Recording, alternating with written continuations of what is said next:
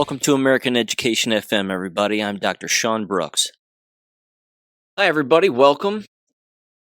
Let me start with this. This is kind of going to be an odd episode. A little bit all over the place, covering a number of different things here, and frankly, adding a little more commentary than maybe I'd like on sort of some random issues, but I feel sort of the need to bring some of this up. And again, it's, about certain individuals, of course, and some of it matters, I think, and some of it is just bizarre. I'll start here very quickly. The whole thing with Kash Patel inside the locker room with the hockey team, the USA hockey team, after beating Canada for the gold medal. A lot of people are all over the place with this one, and I'm just going to give you my quick 2 cents. I think it's a bad look. I just think it's a bad look. Again, there are people who would probably openly say, who cares, it doesn't matter, he's an American, he gets to celebrate with him. That's not really the point. The point is that he was in Italy, allegedly. I don't think any part of the video is fake by any stretch. He's there, he's acting like he's a high school student who's just won something when he's not really on the team, which of course he's not on the team. He's wearing a jersey, somebody puts a gold medal around his neck, of course he's slamming a beer, and then he's slamming his fist on the table, and he's chanting and the whole thing. It's just strange. It's just, again, it's a bad look. Here we are reading Epstein files talking about endless individuals who were directly involved with Epstein, trafficking children, mutilating them, torturing them, raping them, including newborns. And you have the FBI director behaving the way that he's behaving at a game. Again, the nonsense of the bread and circus couldn't be more in your face, I think. Again, good for the USA hockey team. And again, I'm a patriotic guy. Anybody listening to this knows that. I'm just not interested in sports ball. I'm not interested in, any of that in and out stuff regarding competition. I just don't care. There are bigger fish to fry here. There are bigger problems. And there are far bigger issues that we need to be handling. And the fact that, again, a few UK individuals have now been detained, and by the way, the UK people being detained for the Epstein stuff, they're not being detained for raping children or trafficking children or having sex with minors. That's not it. Or even killing anybody. That's not it. They're being detained and then released for things like conduct unbecoming of the position for which they held, which is a very bureaucratic way of saying, well, they were unprofessional. Again, I don't think that Kash Patel slamming beers is a good look. It's misdirection. He belongs in an office. He belongs, again, on the street arresting people if he wants to be that guy, and he wants to behave that way. That's fine. But being at a sporting event slamming beers just looks dumb. And I fully understand that if what people are watching is a show, and that Kash Patel may or may not really be the FBI director, and he may not really be in charge, as some might allude to, it still doesn't matter because he doesn't look like an FBI agent when he's behaving that way. Again, I've said this before, and I'll mention it again. Professionalism matters, and when an individual, for example, is a school teacher like I used to be, I was very careful about what I did. I not only, of course, improved my life and dropped bad habits and the whole thing, but you wouldn't see me in bars drinking. I gave that up and I stopped doing all of that. If I bought beer, for example, at a grocery store, I would do it out of town because I didn't want students and their parents seeing, a health teacher buying beer at a store. You have to carry yourself in a different way. There are things that you have to get rid of, and there are habits that you have to change, and this is what you do when you inhabit a particular position.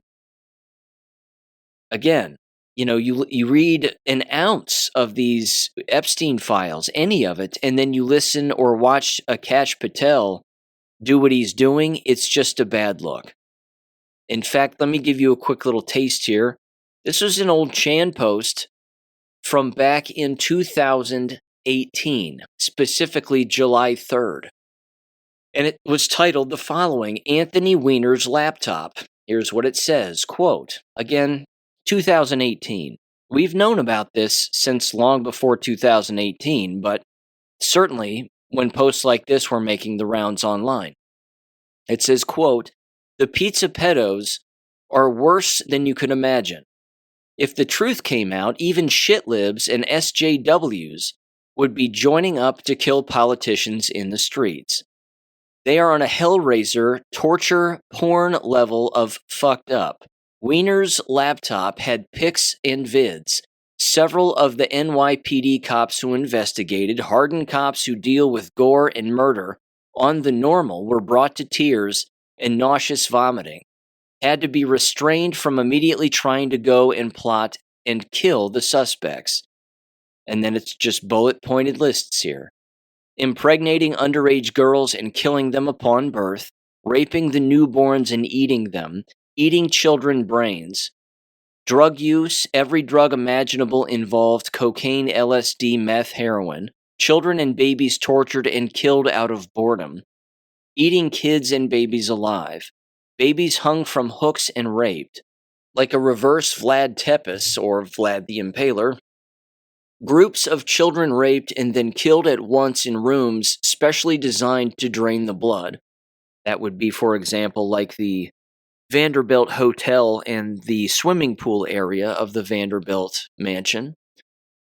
Bodies eaten, dissolved in acid, burned and thrown into a pit. Several keep trophies: penises, fingers, bones. Children living in cages. Children dismembered and used as quadriplegic sex toys. Killed when they come of age. Children fed other children and babies. Gang rape of babies passed around like a bong. Many divisions of cops, CPS, and foster homes designed to bring kids.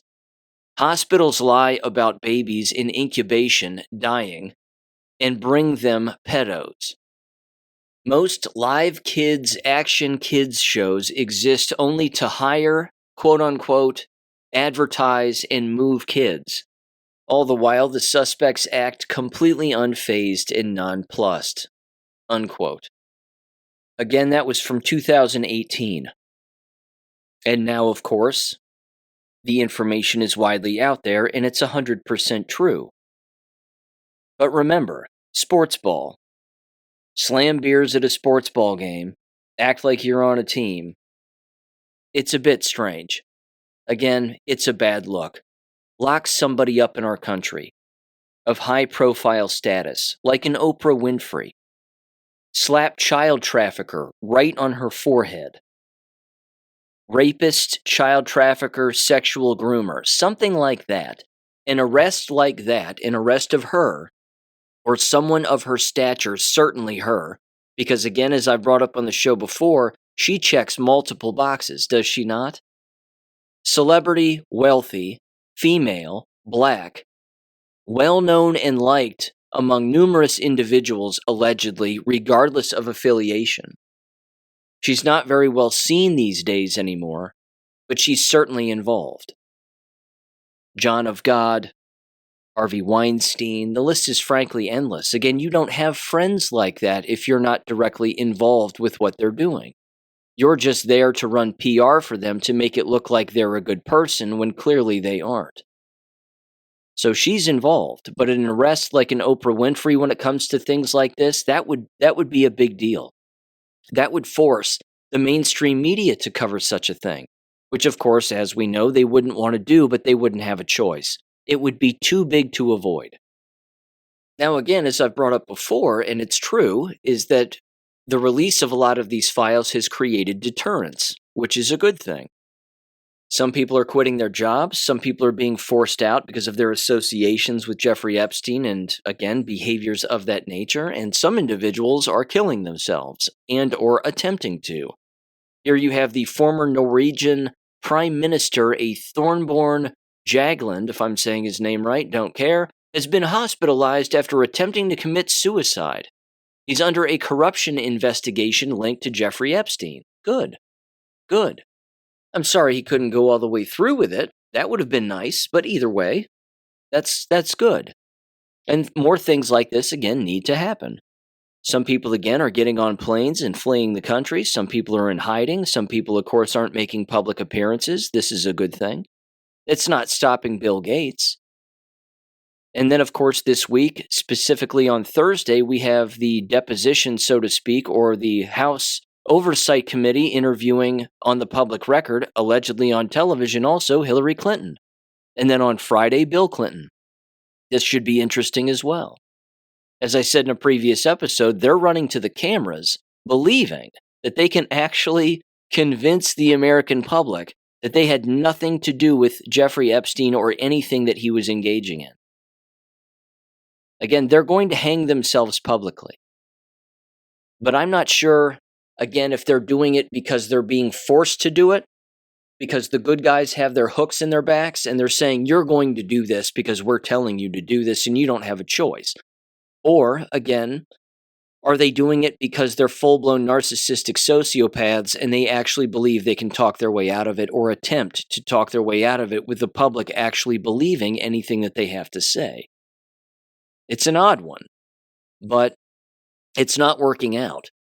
Same thing with Les Wexner. And this was a bit odd, and I've got a bit of a bone to pick here with Dave News Treason on the Rambo and Friends show and everything else, but I was watching their Declass show the other day, at least a piece of it, and of course they were covering the Les Wexner stuff, and he was getting everything wrong. He was getting everything wrong with what was actually happening with Les Wexner. First of all, he didn't understand that Les Wexner lives in New Albany, Ohio, and that it was well known that the deposition wasn't being given by the House Oversight Committee necessarily. It was being given by lawyers. It was a legal deposition. Again, it wasn't a House committee deposition of any kind. It was a legal deposition regarding, again, his affiliation with Jeffrey Epstein and Ghislaine Maxwell and whomever else. Donald Trump, questions were asked about Donald Trump, and he didn't seem to know anything. But again, that was conducted in New Albany at his home, at his residence. It wasn't conducted in Washington, D.C., and it was conducted recently because you had Democrat congressmen who apparently sit on that committee, that oversight committee, and they were there. So it's not that the committee members had questions to ask him themselves. It was that they were clearly using a liaison and a lawyer to basically ask some of these questions as they just sat there and potentially listened and took notes.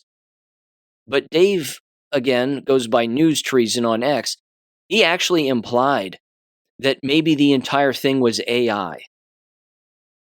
And that's when, I mean, that's laughable.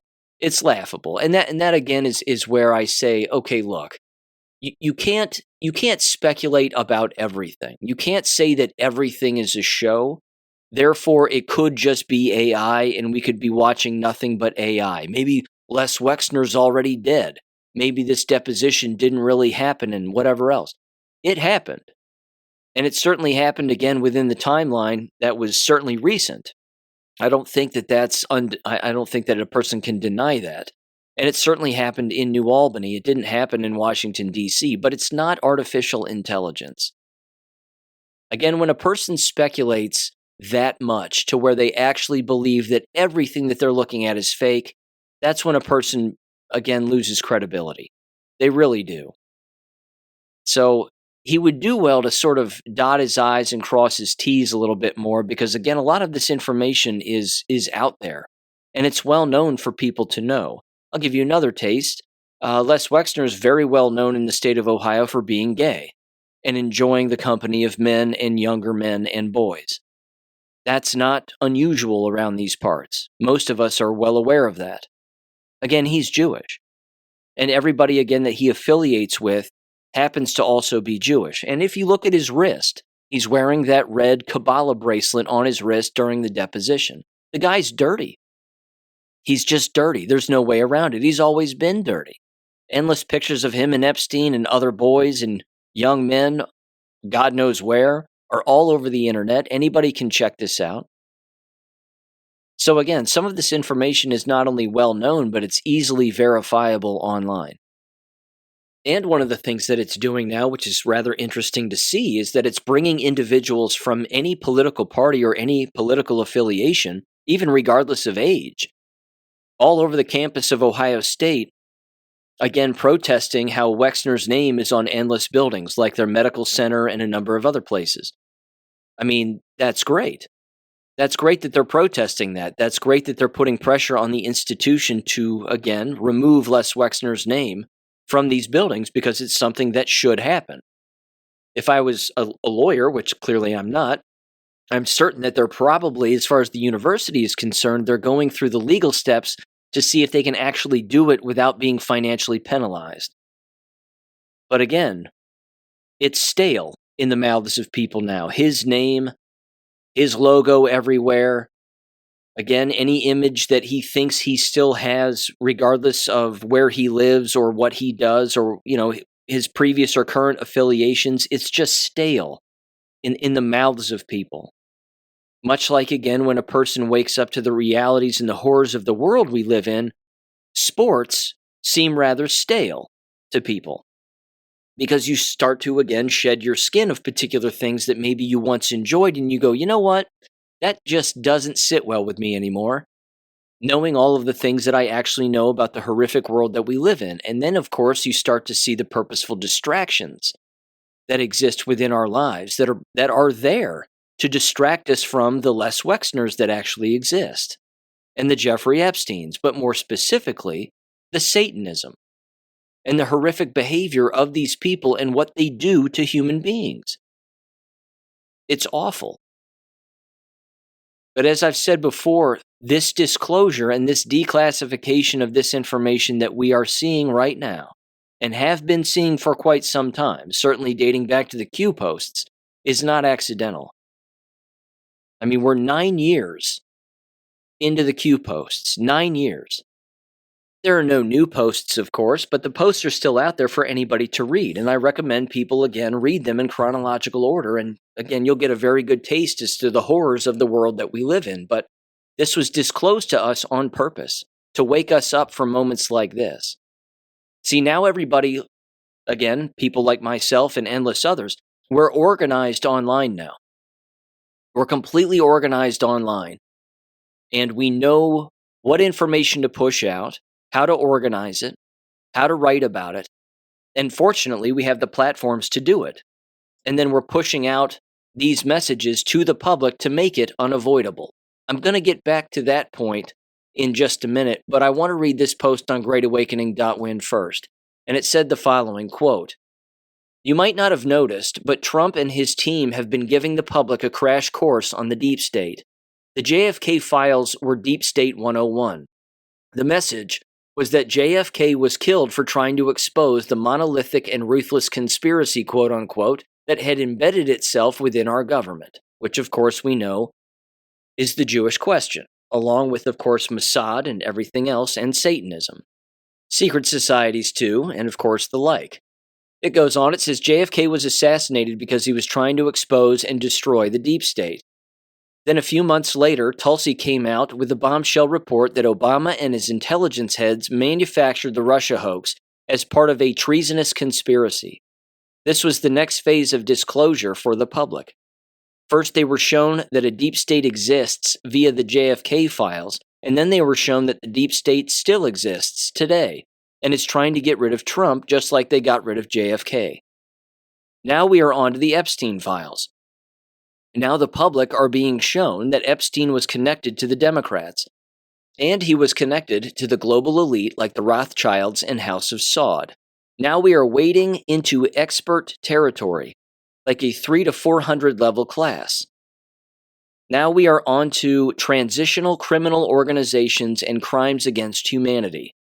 Understanding this phase of disclosure would not have been as feasible without the other steps first.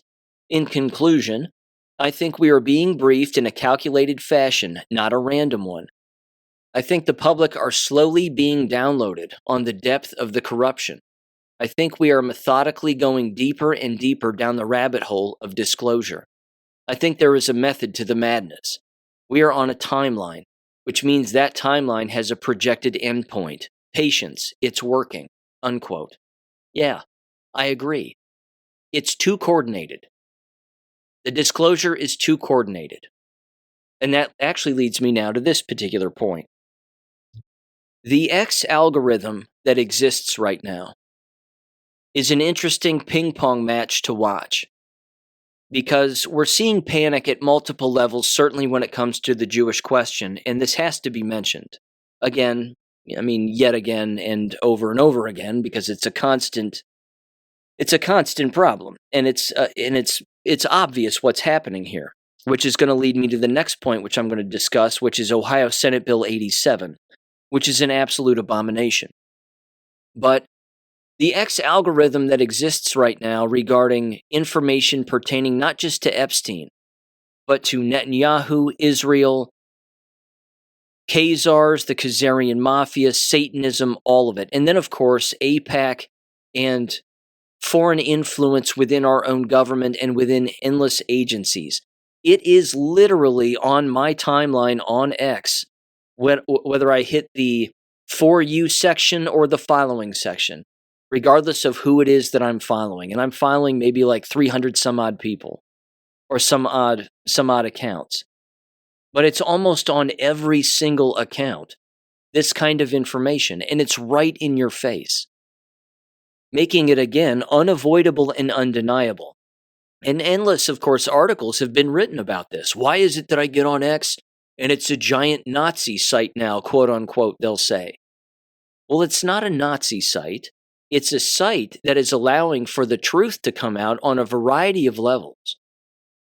And even so, and it's unfortunate, is that there are still some individuals who will report particular posts that people make that, of course, they find offensive, and then X has no choice but to, again, enforce their rules and guidelines and whatever it is that they do in an effort, again, to either shadow ban the person's post or delete the post or whatever. I'll give you an example. And again, it had to have been another individual who reported the post. There was absolutely nothing violent about a post that I made in the slightest. It actually had to do with that old story that I brought up last week, having to do with the Kansas governor and the legislature in Kansas overriding a veto having to do with trannies in bathrooms that they don't belong in. All I was doing was reposting a local news outlet video of it and saying, this has already happened in Ohio. Again, it shocks me that there's an actual Democrat governor of Kansas when basically the entire state is red. So clearly, again, it's beyond corruption, and there was probably voter fraud to get that person in there to certainly control things in a particular way. But the simple fact, again, that a governor would advocate for trannies in bathrooms should prove to people that sexual perversion not only exists among politicians, but they're blackmailed to go along with it because they themselves are probably sexually perverse. Now, I didn't even say all of that in the post, and I didn't curse in the post, and I didn't say anybody should hang or anything like that. But the post, again, was immediately shadow banned. Sorry, you violated our terms of service and blah, blah, blah. I thought, wait a minute. I'm commenting on something that actually just happened, which is a good thing. And I'm painting it like, yeah, overriding such a ridiculous law is a good thing, because trannies don't belong in bathrooms that they don't belong in. That's common sense.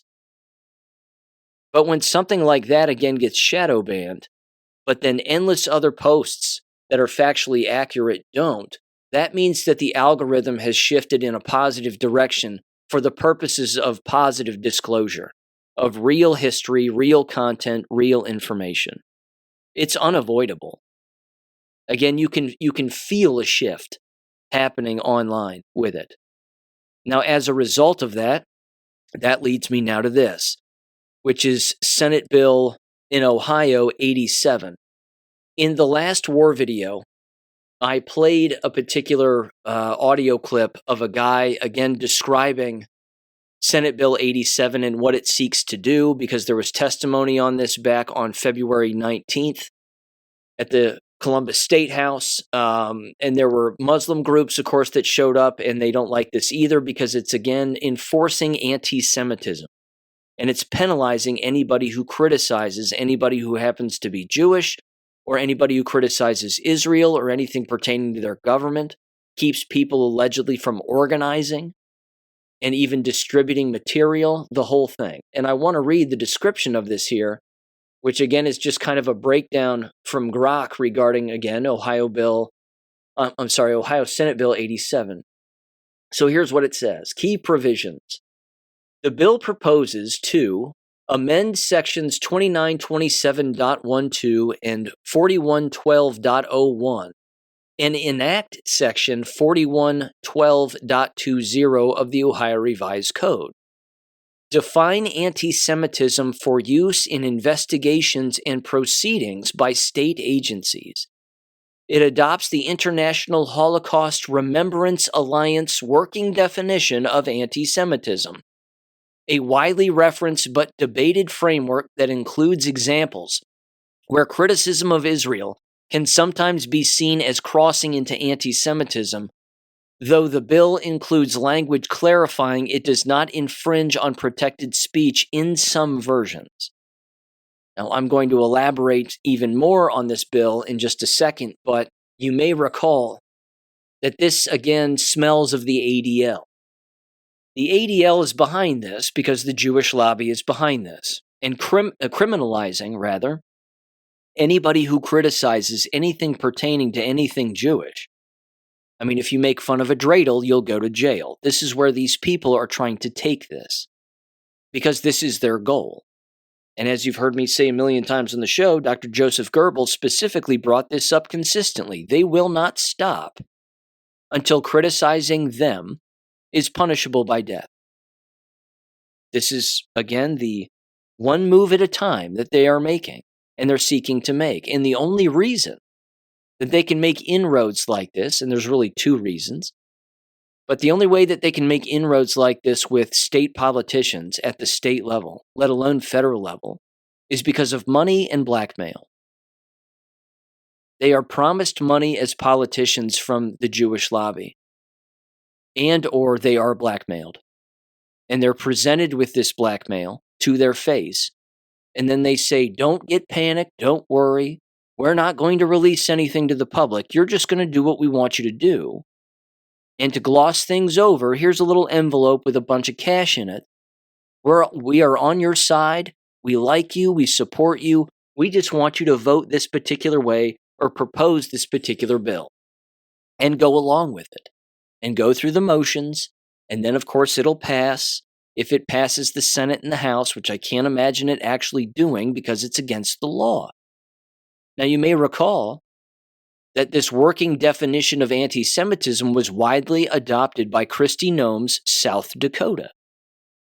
When she was the governor over there, she was very proud of it. We're so happy that we have this in place. But the problem with the so-called working definition of something that doesn't exist, because they're not Semites, and they don't, of course, as Tucker Carlson even brought up, they don't want to do a DNA test to figure that out, because doing DNA tests in Israel is against the law. You're not even allowed to do it. Interesting. Why would that be? I think we know. Anyway, the reason that they have the working definition is because it is quote-unquote working, which means it's always fluid. You can always move the goalposts. You can make the definition of so-called anti-Semitism as broad as you want, which means anybody who, again, adopts any law with fluid, ever-changing goalpost verbiage in the law means that the law itself is fluid and that the law itself can be expanded without a vote. It can just be very quickly added onto, but again, remember, the words inside of the law itself are what are fluid. So that's really what changes, which means when it's referenced, then you have to follow the current working definition, quote unquote. Again, it's an abomination, because it's not something that should exist. And yes, it is a direct infringement on the First Amendment. Again, I own the T-shirt from 1776 United with George Washington on the back that says, "Me and my homies would be stacking bodies by now," and they would be, because again, this spits in the face of the Founding Fathers and the Constitution. The definition here goes on regarding Senate Bill 87 in Ohio, and it says, expand the offense of ethnic intimidation. Ohio's hate crime enhancement statute under ORC 2927.12. Currently, it applies to certain crimes like menacing, aggravated menacing, criminal damaging, etc., when motivated by the victim's race, color, religion, or national origin. SB 87 adds riot and aggravated riot to the list of underlying offenses that can trigger the ethnic intimidation enhancement when committed for those biased reasons. So, again, it's fluid. You can see how they would use this in the future as well. Again, they're wargaming this already. They're basically saying, if anybody gathers, if anybody protests, we won't view it as a protest as law enforcement because, again, lawyers would tell law enforcement and legislators would tell law enforcement what to do. They would all get a memo, and then they'd all meet as a police department, and then they'd all be told what they're supposed to crack down on. They're doing this in an attempt to crack down on individuals lawfully protesting, for example, these heinous crimes that exist within the Epstein files.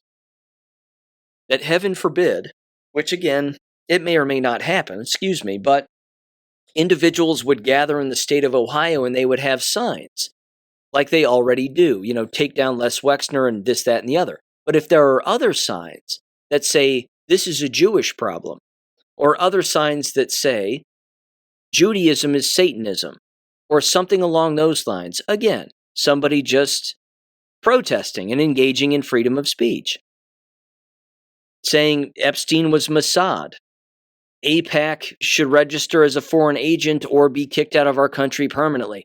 I mean, the more signs that show up, pointing fingers directly at Israel, their politicians, and everything that they've done, that's what they really want to crack down on. That's really what they're interested in. And it doesn't help. And again, I'll fully say this, and I've criticized these people before, but it doesn't help when you have these so-called national socialists who dress up in black pajamas and they wave their red flags, and they walk around with face tattoos looking weird. That's not a good look. Again, they walked up and down the streets of Westerville, Ohio, and, they scared people because people didn't know who they were. Well, they need to stop looking so scary then. Again, they have a messaging problem. They have a wardrobe problem. If you want to be taken seriously, then you wear suits, you wear ties, you dress in lighter clothes, and then people will come up to you and ask you what it is that you're protesting or what it is that you're doing. But if you're marching with flags and you're all dressed in black PJs covering your faces, you look like Antifa from a distance. And it looks strange. But again, these legislators in the state of Ohio, just like they do anywhere, they use moments like that, which again, you'd have to assume that maybe they're receiving some Fed money in an effort, again, to motivate this kind of legislation. I mean, that's not out of the ordinary. That kind of stuff and those kinds of false flags and psychological operations happen all the time. But it's just a bad look. And it's not, and again, it's not helping anything. It's motivating legislation like this, which is terrible. It goes on here. It says the goal, according to supporters, is to strengthen protections against hate-motivated violence and provide clear guidance for addressing anti-Semitism in state enforcement contexts, including anti-discrimination laws. It's only a matter of time before they start targeting individuals for online social media posts or podcast posts or podcast commentary. This is why, again, things like this have to be struck down immediately. The very notion that a Republican senator by the name of Terry Johnson, Republican from McDermott, Ohio, is the one actually co-sponsoring and being the primary sponsor of the bill. Now, I would like to know who wrote it. I think we can take a pretty good guess as to who wrote it, but the simple fact that he's sponsoring it and supporting it means he's a traitor. He's a traitor to the Constitution. Now, here's some context again and more controversy having to do with this. It says, sponsored primarily by Senator Terry Johnson, Republican from McDermott, Ohio, with Republican co-sponsors. Supporters argue it addresses rising anti-Semitism and hate crimes, including organized incidents, and aligns with prior executive actions, for example, by Governor Mike DeWine. Well, again, what hate crimes is he talking about? What organized incidents? See, that's not a crime. Organized incidents, people organizing, waving flags, dropping banners again down below highway overpasses for people to read them, that's not a crime. It's completely lawful. This is exactly why those individuals, again, aren't arrested. They're allowed to do that. I don't like the black pajamas. I think it's kind of gay, but that's just me. It says then, opponents including the ACLU of Ohio and CARE Ohio, again, Muslim to an extent, argue that it risks chilling free speech by potentially misapplying the IHRA definition to criticism of Israel or pro-Palestinian advocacy protests. They contend that it could overbroaden hate crime applications to protected expression, and that existing laws already cover genuine bias-motivated crimes. Well, they're right. Again, even the Muslims are right on this one. It chills free speech. It's designed, again, to protect a particular race of people at the expense of everybody who is not that race. Let me play this piece of audio. This was another individual, a representative in Ohio, not a politician, but he represents, or he's a part of CARE Ohio, which of course is the, one of the Arab organizations that exists throughout the United States. I don't necessarily agree with this individual on a variety of issues, and that's putting it mildly, but they have a point when it comes to freedom of speech and freedom of expression. And here's again what he says. Now, unfortunately, he's correct with what he's saying, but what he's saying, it would be so outlandish to an unknowing human being that they wouldn't take what he's actually saying as being serious. But at least he's highlighting the horrors that do exist inside of Israel and what actually does occur there. So give him a listen in 3, 2, 1. Israeli Channel 10 reported in March of 2014 that Israel has the largest human skin bank in the world. Where do you think they got all this skin from? They have more human skin than China and India. They are literally skinning the dead bodies of my brothers and sisters in Palestine. That's where they are getting the human skin from. And if I call them Nazis, your law is going to punish me. Again, the word games, it's exhausting. He's right about the skin stuff.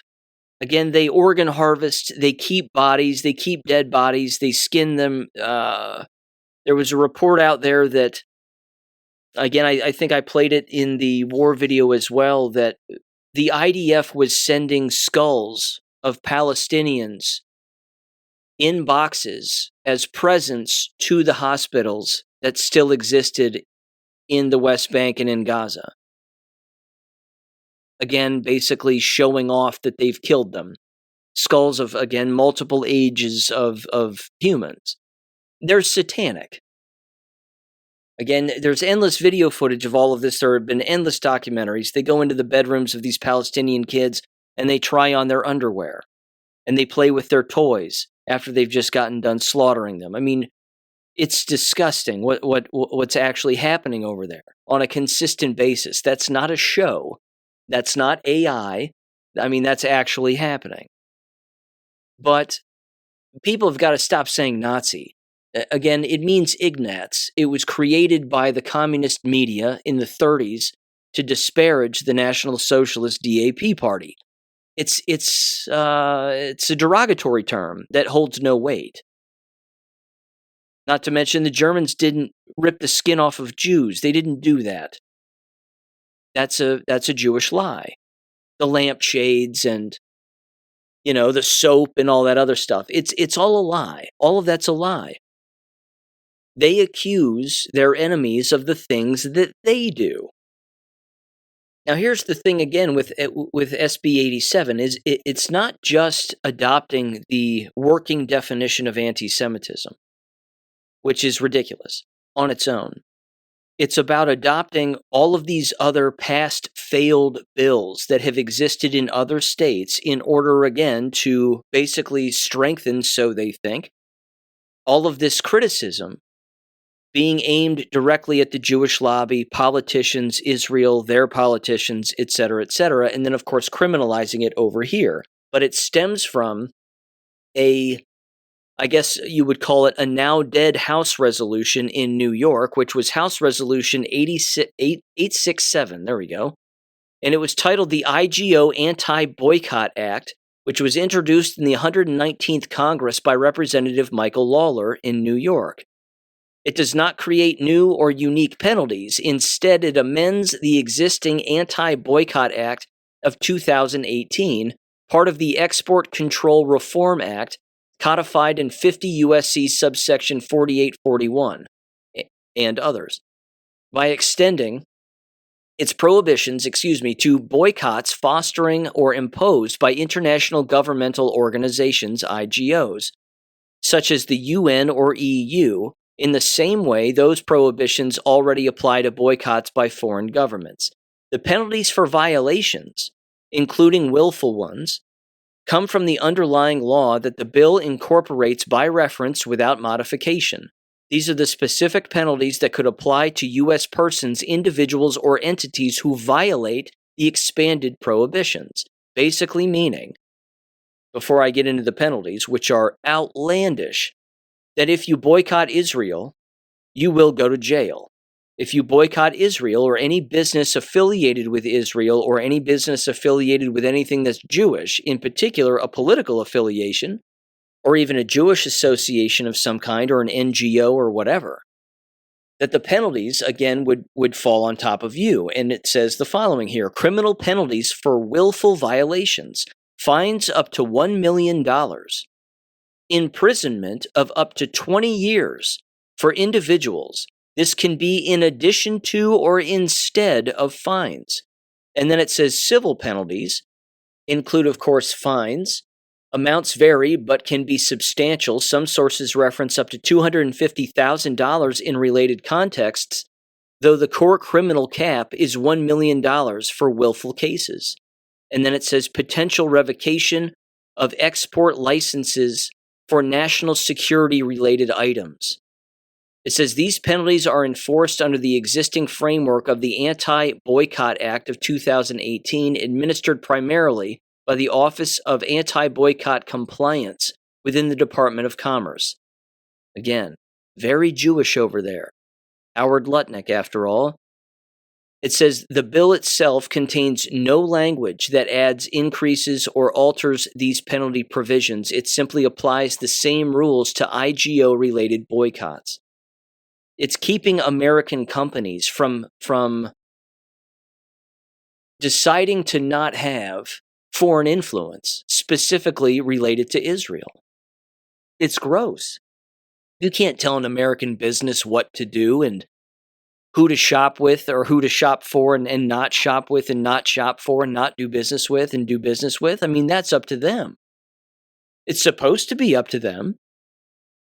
It says critics, for example, like the ACLU and CARE, and free speech advocates have highlighted the potential for these severe criminal sanctions, fines up to $1 million and 20 years in prison, to chill protected speech or political boycotts, while supporters argue they target discriminatory economic coercion rather than individual expression. Maybe they just don't want to do business with criminal organizations and criminal governments. Maybe that's it. Maybe they don't like being coerced. Maybe they don't like being pushed around or negatively influenced again, to produce one particular product as opposed to another that they want to produce. It's just rife with corruption. But when you penalize people for not being corrupt or not wanting to be corrupt, then that should tell you who your enemy is. Now, fortunately, as far as Ohio Senate Bill 87 is concerned, it's in the process, of course, of the comments coming from the public now to the senatorial committee, and again, deciding what they're going to do or what they're not going to do. It's a complete abomination that it's even gotten to this point. But as far as the New York bill was concerned regarding House Resolution 867, that's pretty much dead in the water when it comes to that actually existing as far as the criminal penalties and civil penalties are concerned. That's not in place, apparently. But either way, that was one of the additions that this Representative Michael Lawler in New York wanted to add into it. Again, that should tell you everything you need to know about him, this Lawler representative, and of course, who has their hooks in him. Again, it's blackmail. It's money exchanged for political favors, and it's blackmail. Happens all of the time, and it's disgusting, but more Americans have to become attuned to this and understand that this is right underneath our noses on a constant basis. While they're distracting people with, again, Kash Patel slamming beers with the U.S. hockey team, a bill like this is ramming itself through, unbeknownst to numerous Ohioans, let alone other Americans, and it's coming to a state near you if it doesn't already exist. Now, speaking of political corruption and fraud, let's slide right into Vivek Ramaswamy, shall we? Because, well, why anybody would support him in the state of Ohio should tell you that they're either stupid or they're bought off. It really is that simple. Because if someone like him is running around going, well, you need to vote for me because I was friends with Charlie Kirk, nobody cares. Charlie Kirk's alive, that whole thing was fake. Even Candace Owens apparently has some documentary coming out regarding Charlie Kirk's fake wife, which is good. I'm glad she's being attacked. The problem is, Candace isn't going to get into the crux of the matter, which is that Charlie, again, isn't dead. That whole thing, again, was staged. Probably for a variety of reasons. Could have very well been staged, actually, by Charlie Kirk himself, which of course he was involved, so he knew. But the motive could have been actually to expose his wife. It could have been actually to expose other members of TPUSA. It's highly possible. That could be why Candace is doing what she's doing and going after Erica Kirk. Because again, she's a liar. And a child trafficker from all reports. So, yeah. But with that aside, this is about Vivek, so here's the Constitutionalist over on X, at WeWillBeFree24. Love their account. They've got great information, certainly on Ohio politics and certainly all about Vivek as well. And they said the following here. Let me give you a date on this particular post. It was recent, February 22nd. They said Vivek Ramaswamy and the Ohio GOP are selling Ohio out to foreign influence and India. Let's get into it. The Ohio Treasury currently holds $262.5 million in Israeli bonds, making it one of the largest state government investors. This includes $35 million purchases by the current treasurer Robert Sprague, who's a complete piece of trash, lifelong politician, in February specifically of 2025. And then it says Modi, of course, the Prime Minister of India, will visit Israel this week, engaging in talks with Netanyahu on strengthening ties in tech and AI, just a week after the 2026 India AI Summit, where Modi states he wants to harness U.S. tech and, quote, reset the direction of civilization, unquote. Vivek Ramaswamy was quietly removed after being listed as a keynote speaker at the 2025 India AI Conference. It's obvious he's trying to publicly distance himself, but he can't. On February of 2025, Vivek Ramaswamy met with Modi at the Blair House, President's Guest House, to discuss innovation and technology, his role in global entrepreneurship, and a collaboration on AI and renewable energy. Also in attendance, Vivek's father-in-law. Meanwhile, foreign Silicon Valley engineers were indicted for stealing U.S. tech secrets. Ohio is landmarked to be the AI epicenter. Now you know why they are desperately trying to install Vivek. It's very important that he is not elected, ever. Ohio won't exist as we know it. Unquote. And then they have a post here from Prime Minister Modi himself, Narendra, if that's his real name. Thank you, my friend Prime Minister Netanyahu. I fully agree with you on the bond between India and Israel, as well as the diverse nature of our bilateral relations. India deeply values the enduring friendship with Israel built on trust, innovation, and a shared commitment to peace and progress. Looking forward to our discussions during my upcoming Israeli visit, at Netanyahu. Again, it's disgusting. And then there's a picture here, of course, of Vivek and some tech bros, and Vivek and some rabbis and Jewish individuals, where Vivek said on X on February 22nd of this year, "Victimhood is a choice. We choose success instead. It was an honor to keynote the opening and ribbon cutting for the Shabbat Student Center at Ohio State today." Of all the people to pick, of all the people for those Jewish individuals to pick to be the keynote speaker, it happened to be Vivek Ramaswamy. Again, if anybody listening to this had done a fraction of what Vivek Ramaswamy had done and has done in his life, we'd be in jail. A fraction of it. But he's running for political office to evade prosecution, even though he could be prosecuted right now if we had real prosecutors that existed in our country. Instead, we have Kash Patel slamming beers with a U.S. hockey team in Italy. How about you arrest Vivek Ramaswamy? I've said it before, I'll say it again. I'm voting for Casey Putsch. I'm voting for Marcel Sturbich for Secretary of State as well. We cannot have this in Ohio. Ohio is doomed. They're just flat out doomed if Vivek takes over. It will become a bigger blackmail state than it already is. Again, Mike DeWine's been making the rounds, certainly on the Sunday shows the other day. He was on Deface the Nation.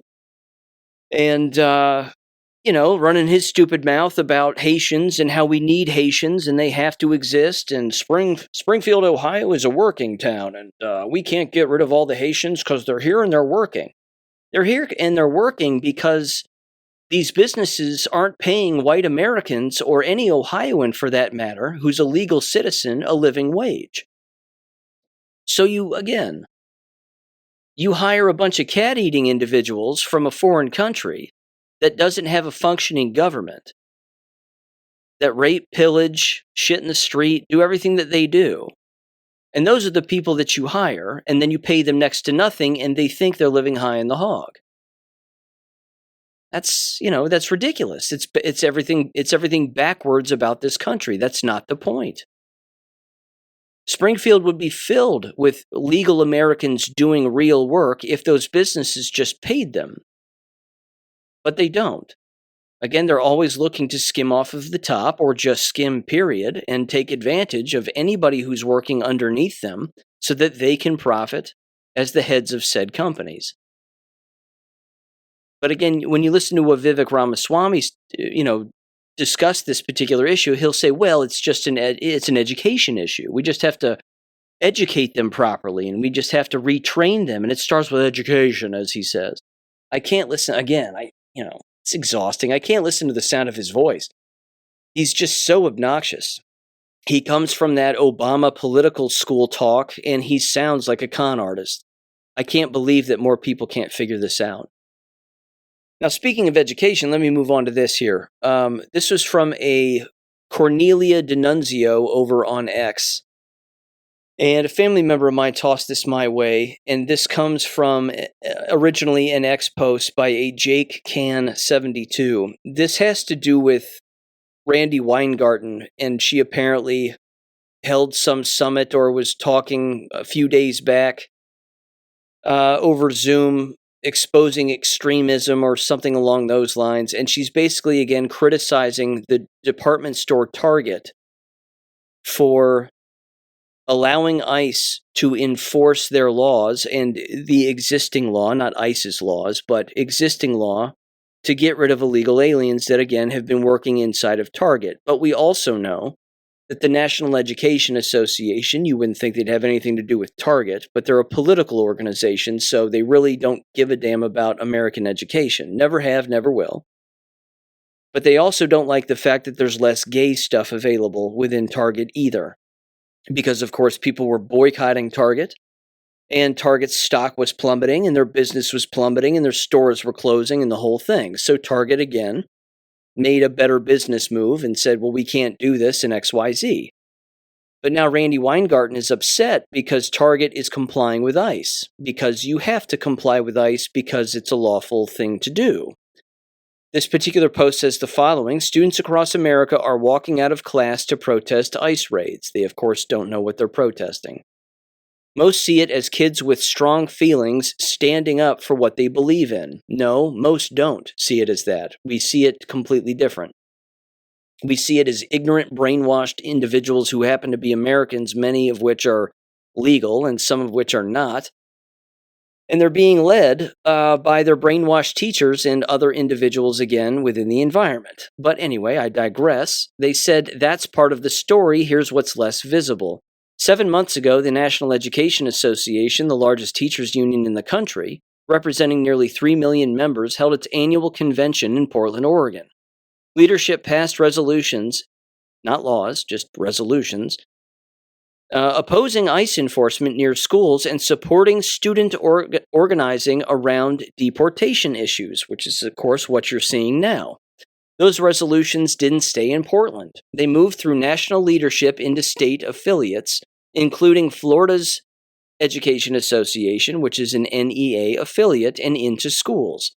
NEA President Becky Pringle and AFT President Randy Weingarten have publicly encouraged educators to stand with students during ICE activities near schools. Teachers have more daily access to children than almost any other adult. When union leadership backs a political position, it can show up as a walkout during third period and a parent who finds out when their kid gets home. Parents and their children send their children to school, expecting education and safety. When organized political activity intersects with that expectation, transparency matters, unquote. Here's well, I'm going to play the audio first, and I played it in the last war video, so my apologies for being repetitive on this, and I'm sure a lot of people have already seen this clip, but again, it should just show people, yet again, that it is not about education, literacy, or anything else.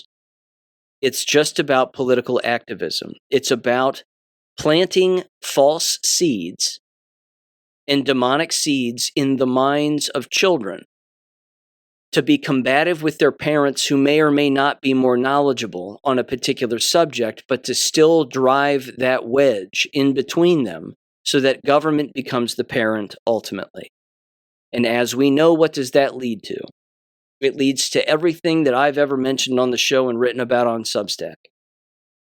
It leads to gender confusion, drug addiction, sexual promiscuity, not wanting a husband, not wanting a wife, not wanting children, wanting to move to a city, wanting to be married to a cubicle, not reproducing, of course. I already said that, but you get what I'm saying. It's satanic because the devil is the father of deception. So here's one of the many antichrists in Randy Weingarten every single time. Give her a listen over the course of this 3 minutes in 3, 2, 1. I had a meeting with Target. I raised these issues in a letter on February 1st. I'm going to disclose today what I have not yet disclosed, which is I wrote to Target on February 1st on behalf of all of the shareholders of teacher retirement systems around the country. We have a council of teacher retirement systems. I wrote on behalf of all of them who own stock, which is about 7 million shares of stock, and all the consumers who are educators who often, and maybe parents, but educators who often go to Target before the start of the school year and said, simply, why can't you simply say, as a corporation, ICE out of Minnesota? Why can't you say that publicly? They rushed to have a meeting. I asked for a meeting with the CEO. They said, can you have a meeting first with some of our folks before the meeting with the CEO? I said yes. And I left the strike line in San Francisco to come back to the other side of the country that Tuesday to have that meeting because I knew that meeting was so important. And what did they say to me? They said to me, and I'm telling you all this before I tell my own executive council tomorrow or Wednesday, they had the audacity to say, oh no, we're not going to do anything because we think we are much better when we do this privately to this administration. I said, really? I said, really? I don't know. My history tells me that many corporations said that to other autocrats too, because they didn't want to rock the boat. Who are more important to you? The people in Minnesota, where you're headquartered? The people on the street, who your 10 employees who have gotten detained by ICE? Or your relationship with the administration? That is why more must get done in terms of Target and some of these other corporations. We may have many, many, many issues with the billionaires that run many of these corporations. But at the end of the day, in the fight for dignity, the fight for democracy, we need to untether their relationships with this administration, which will require more and more and deeper corporate campaigns.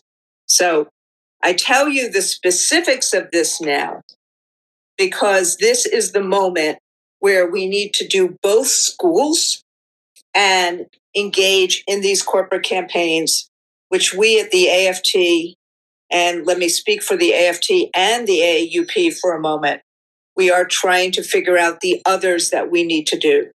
And we need your help in doing all of these things. Thank you. A few things. Number one, do you remember when I played the audio here on the show, but Martha McCallum of Fox News, and it was her particular afternoon show there, and she had Randy Weingarten on a number of months back, and they were talking about education, and Martha, bless her heart, was reading old Randy the Riot Act, which was good, and basically saying, look, test scores suck across the nation, literacy sucks across the nation, and you're a political activist. And they're learning again how to be gender confused and political activists and all this other stuff. Why don't you just get back to that? And Randy Weingarten was like, oh, I agree. We should be doing that, and we are doing that, and we're always doing that, but we can do more than one thing at one time, and blah, blah, blah. And again, it just was this contentious interview back and forth. But again, you give a Bolshevik an inch, they will show everybody who they are. And she just said it. That we have to take over corporations, that we have to influence all of these corporations and bully them to do everything that we want all of the time, regardless of what political sail is blowing in the wind on any given day. That this is exactly what we have to do on a constant basis. This is our job. And of course, that's a reflection of teacher education programs at the university level because most of them do the exact same thing. They're teaching future teachers of America to listen to that woman, who is a Jewish Bolshevik. She's advocating for Bolshevism. Take down a corporation if they don't do the thing that we want them to do. Now, I understand that that road goes both ways. There are conservatives, again, who do the exact same thing. They boycott. But see, that's different. There's a difference between wanting to burn down an organization and just walking away and bankrupting it. Me personally, I prefer the voting with your feet method and walking away and bankrupting it. Again, if people stop paying into a union, the unions will cease to exist. But they're brainwashed by unions because they too, the members of the union, the teachers paying into it, are political activists and have become political activists themselves because they don't know what else to teach and what else to think about. They can't teach their subject because they're not good instructors. So again, whatever political sail is blowing in the wind becomes the content for which they teach. Like the Danielle Manns of the world and all these other whack job teachers who should have lost their job a long time ago. But this is, again, who they are and what they do. And again, she's openly saying, why is it that as a corporation, you can't just put out a statement that says, we protest ICE? Well, because one thing has nothing to do with the other. What does shopping at Target have to do with ICE and immigration, customs, and enforcement? Nothing. And you see again, and you heard her say it, she very carelessly tried to tie in and loosely tie in teachers who shop at Target at the beginning of the school year to get school supplies, which means we just won't shop at Target anymore as school teachers. So what? So what? I taught for 9 years. I never shopped at Target for school supplies. That's just dumb. It's dumb. But this again is the wedge that a Bolshevik seeks to implement between a consumer and a company, or a company and a political affiliation with whoever it is that sits in the White House. And again, they're showing everybody that they're a criminal organization. They are not an institution of learning and teaching and literacy. It's not what they are. I have one more, again, you know where this is going. I mean, I'm leading it in the typical direction that I typically do, which I'm going to give my typical answer here after this next audio clip. But this next audio clip, again, exemplifies the point that I'm making here, which is that speaking at school board meetings is useless. It's useless now. Too many people are screaming and shouting at school board meetings, and it doesn't matter because no matter how hard you think you're treading water, you're still sinking. It's like quicksand. The more you paddle, the further down you go. And then before you know it, the sand is in your mouth, it's over your eyes, it's covered your head, and you're completely swallowed by it, but you're still kicking, thinking you're making some kind of a difference. This audio clip is the father of the child that I played in the last episode, who was talking about World Hijab Day or World Muslim Day or whatever the hell it was in one of these Texas school districts.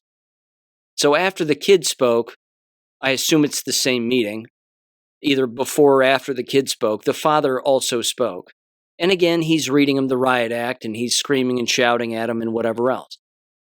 The point that I'm going to make now, before I play the audio, is that this accomplishes nothing. Not now, it doesn't. There were inroads, of course, that have been made certainly since 2020, big ones. And I'd even go so far back, of course, around, I'd say 2014, 2015, somewhere in there. That's when a lot of parents really started to show up at school board meetings and they were saying, what's with these gay books? What's going on? What's with all this? What's going on? What's with this crime and this sexual assault? What's happening? You know, there's no accountability, so on and so on. And then, of course, the 2020 fiasco and that whole lie, and the mask wearing and everything else, and the shot taking and the distancing and the abuse. It was child abuse. But with all of that, again, that's transpired, why is it that you don't just have this playbook? Why don't you just walk in, read them the riot act, and say, we're withdrawing our children? And I know of this many other families that are withdrawing tonight, right now. We're pulling our children out of your school district permanently.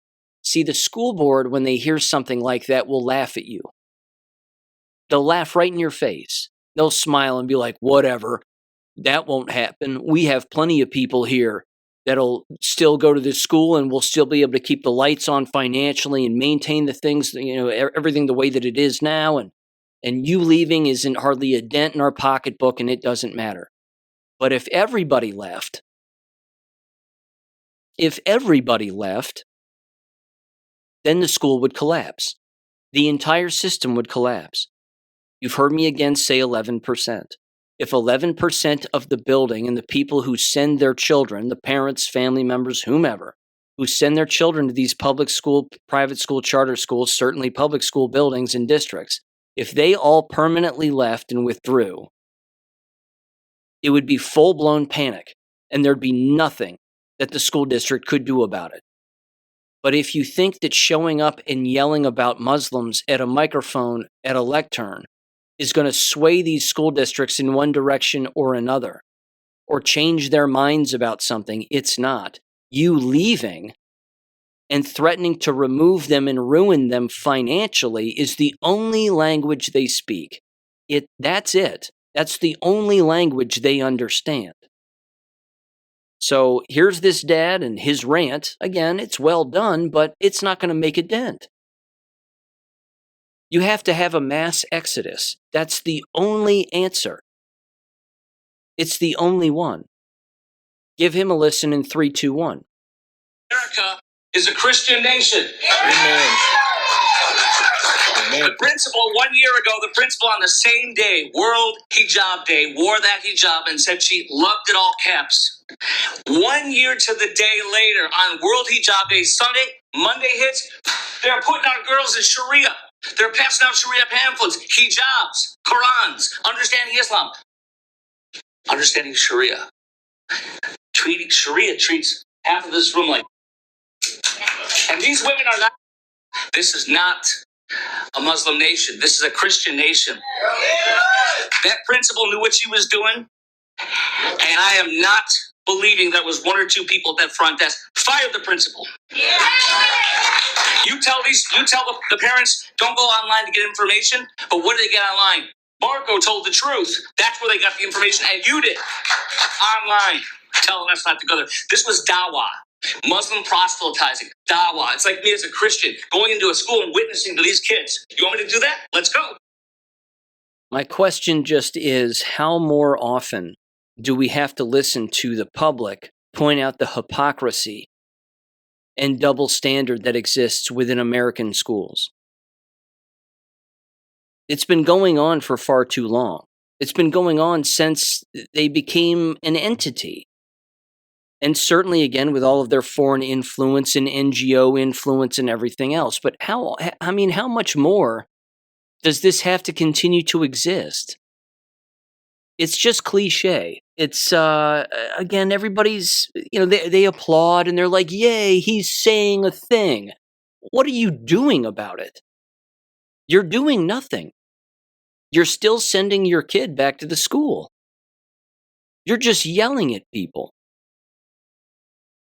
So walk away, bankrupt them, but you have to do it in mass. You have to organize and then do it in mass. And no, you're not doing it to only come back once you get your way. That's not what you do. You flatten them completely. It's not Bolshevism. It's quite the opposite. You're actually walking away from a Bolshevistic agency with your lack of participation. A Bolshevistic entity or corporation, which is what a school district is, cannot exist if you don't participate. So stop participating. That's the answer. And it continues to be, and I've said it since the inception of this show, it continues to be the one thing that has not happened in our country. It hasn't happened yet. Because if it happened in one location, it would spread like wildfire. It would spread everywhere. It would make national headlines. It would make national news. Hundreds of parents permanently pull out their children from this school district, causing the school district to financially collapse. Breaking. That would be the headline. And then another school district would do it, and then another, and then another. And it would be a domino effect, the likes of which this country has yet to see. But that's the answer. It's the only answer. You can't get a majority on the school board and go through the rigmarole back and forth to again put in new policy, delete bad policy, resurrect good policy, reform anything positively, because eventually the political winds will shift yet again, and then someone will lose a position on the school board, and then you won't have the majority again. Again, you can fire superintendents, but they're a dime a dozen when it comes to shitty ones, and then it would just, again, be more of the same. Not to mention, you can't break the chain of this brainwashing that exists within the business. It's impossible. It's too rotten. There's too much rot. It's like somebody who goes into a basement and goes, I can smell the mold in the basement. And where there's mold, there's water. And where there's water, there's probably mold. And I can actually see it, and there it is. And then you start to pull back the drywall, and you can see even more of it, and it's all over the studs. And then you look up in the ceiling, and oh my God, it's there too. And then you just keep looking around, and it's everywhere. Eventually, you have to gut the whole thing. You have to gut it. And you have to start over. This country needs a gutting. And the education system, quote unquote, needs a gutting. But you're seeing again, as I brought up in past episodes, how they're moving money around to try to still maintain the public system, while again, perversing and declining what already is perverse and declining, which is the public, private, and charter school systems as well. It's just a reallocation of money. It's not improving anything per se, because the only improvement really is children, again, leaving the system permanently with the permission of their parents, of course, and then them growing as a family outside of government assistance, which is government daycare, which is, of course, the American school system. So I digress, but that's the only answer. You can't fight a Randy Weingarten unless you just stop giving her your attention and your money. Same thing with the school system. They're going to do whatever they want. They're going to play whatever political games they want. Because the kickbacks that Texas school district got for having World Hijab Day or whatever the hell, they got money for that. That was a political promise and a financial kickback. You know it was. Something like that doesn't show up out of nowhere with permission, without strings attached. Now you have this, of course. Again, some good news, I suppose. But this is the U.S. Department of Education announces additional partnerships to break up the federal education bureaucracy. This was dated February 23rd of this year, 2026, a press release from the U.S. Department of Education. They announced 2 new interagency agreements, or IAAs, to further break up the federal education bureaucracy, ensure efficient delivery of funded programs and activities, and continue delivering on the president's promise to return education to the states. By partnering with agencies that are better positioned to deliver results for students and taxpayers, the new partnerships will streamline federal education activities on legally required programs, reduce administrative burdens, and refocus programs and activities to better serve students and grantees. The new partnerships, with the Departments of State, Health and Human Services, mark a major step toward improving the management of select education department programs by leveraging partner agencies' administrative expertise and experience working with relevant stakeholders. It then says state will partner with education department on Section 117 foreign gift reporting, and HHS will partner with education department on family engagement and school support programs. These agreements follow 7 agency partnerships signed last year, including a workforce development partnership with the Department of Labor, which has created an integrated federal education and workforce system and reduced the need for states to consult multiple federal agencies to effectively manage their programs. Here's a quote from Linda McMahon, quote, "As we continue to break up the federal education bureaucracy and return education to the states, our new partnerships with the State Department and HHS represent a practical step toward greater efficiency, stronger coordination, and meaningful improvement. Foreign gift data reported by universities should be readily accessible to our top national security experts, allowing for proactive and decisive action to protect America's critical interests. as this partnership with state enables. By leveraging HHS's extensive emergency preparedness capabilities, we are creating a stronger foundation for supporting students and strengthening the safety of the school building. Together, these efforts strengthen accountability and security in our education system, ensuring it serves students and families above all else. Here's the problem. It's all, even this sounds bureaucratic as far as I'm concerned, but the problem is, as I've said before, when this goes back to the states, that's not going to stop NGO influence at the state level, let alone the legislative level on the subject of education. Again, I'm glad that Ohio's done what they've done, and I'm glad that Texas has done what they've done regarding, again, more so-called education freedom. The problem is, it's the illusion of freedom. They're still not giving individuals who live within those states their taxpayer dollars back to spend it any way that they want regarding the education of their child. That money still has to stay within the state. That's why you can't use it for an ABECA system, for example.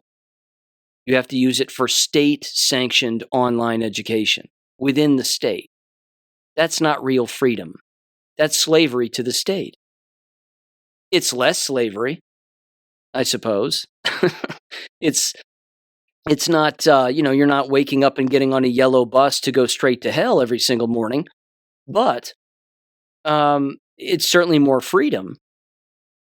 Which, by the way, a previous guest that I had, little side note, Mick is his name, lives in Michigan. I had him on an episode, and he was describing his familial situations in the law system and when it comes to custody battles and things of that nature. You may recall him being a guest. He gave me a call the other day, and he said that he's been homeschooling his daughter, and it's dramatically improved everything. Dramatically improved everything.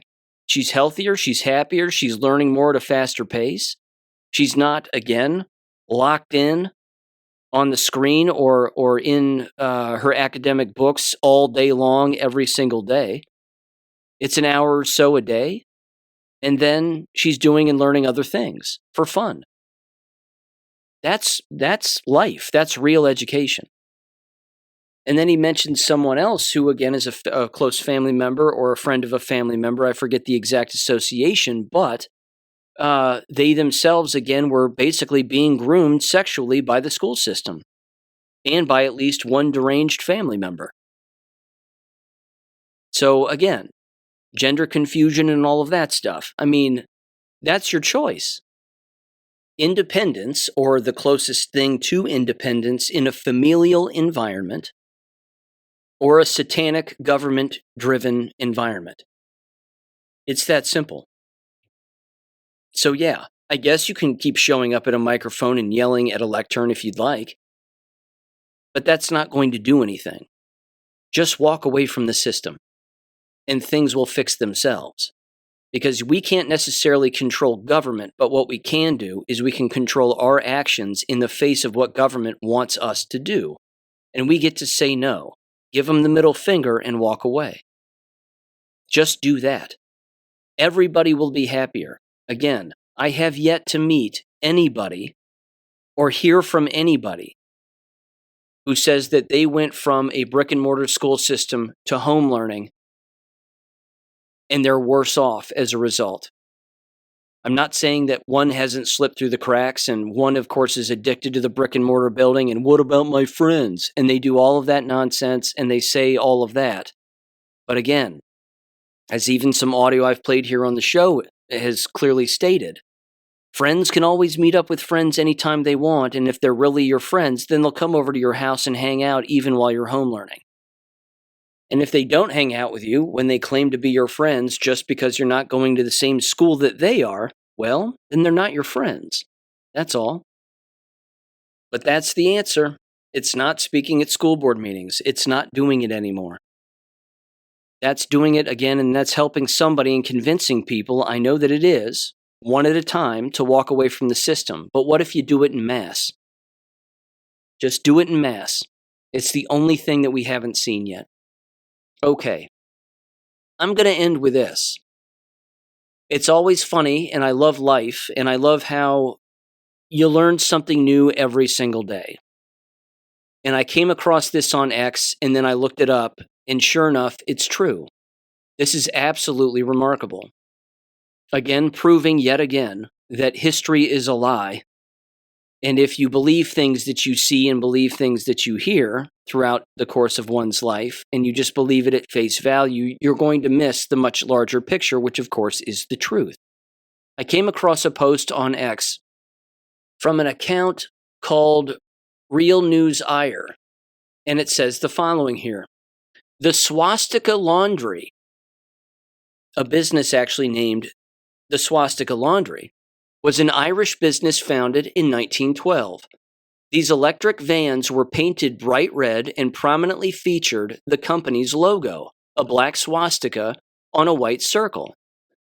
The vans became a familiar sight around Dublin as they collected and delivered laundry. The business emphasized efficiency with early electric vehicles and machinery. And then the comments section below this post is absolutely fantastic. And yes, this is 100% real.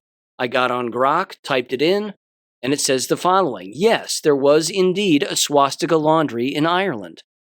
It was a real laundry and dry cleaning business founded in 1912 by John W. Britton in Ballsbridge, Dublin, on Shelbourne Road. The name and logo used the swastika as an ancient symbol of good luck and prosperity. Uh-oh. An ancient symbol of good luck and prosperity? No, that's a Nazi symbol. It's for hate and killing Jews. No, it isn't. Never was. It says common in many cultures long before its association with the Nazis, it says. Well, thanks, Grok, for bringing that word back in. Anyway, it goes on. It says the founder reportedly chose it after seeing it on a figurine in an exhibition in London. The company operated successfully for decades, even during the early rise of, unfortunately, Nazism. There's no such thing. And added 1912 to its name around 1939 to emphasize its Irish origins and predate any fascist connotations. It had a distinctive red electric delivery vans, many of them apparently, with a black swastika on white. And its tall chimney stack featured a large white swastika visible in the area. The business continued under that branding until it closed in 1987, after about 75 years. When the negative associations finally contributed to its decline, the site was later redeveloped. It's a well-documented piece of Dublin history, often mentioned as a quirky example of how the swastika was used innocently in the West before World War II changed its meaning forever. Well, World War II didn't change its meaning forever. It was used positively, again, to mean peace and prosperity, even by the German army and the German National Socialist DAP party. That was the point, because that's what the symbol represents. Again, just one more thing you'll never learn in school. All the more reason to abolish it altogether. Okay.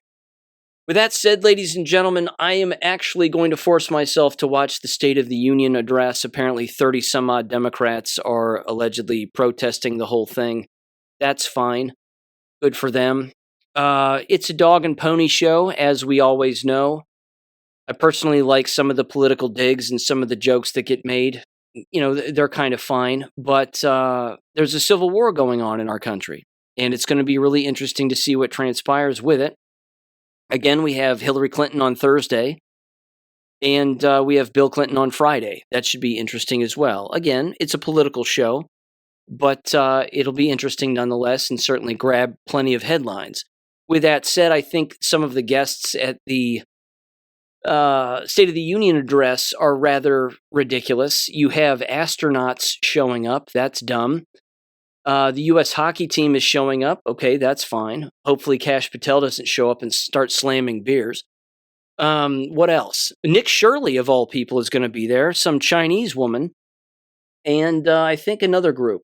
Utah parents, I believe, who lost their child to ICE, or Iowa parents who lost a child to ICE, something along those lines. Again, Nick Shirley being there is kind of funny. because he's not, again, really the one running the show. But this should prove to everybody that there is an operation taking place, because he's really not the one that deserves the accolades. It's the old-timers who have been in that state, in numerous states, who have been doing the digging on statewide fraud and Somali fraud and foreigner fraud for a long time. They should be the ones who are rewarded. But if they have to use a Nick Shirley to, again, get a younger vote or get more youth attention to state and government fraud, then so be it. But with that said, ladies and gentlemen, thanks for listening as always, and I'll catch you on Friday. Peace. Thank you for listening to American Education FM. Make sure and check out AmericanEducationFM.com for more information. Take care and God bless.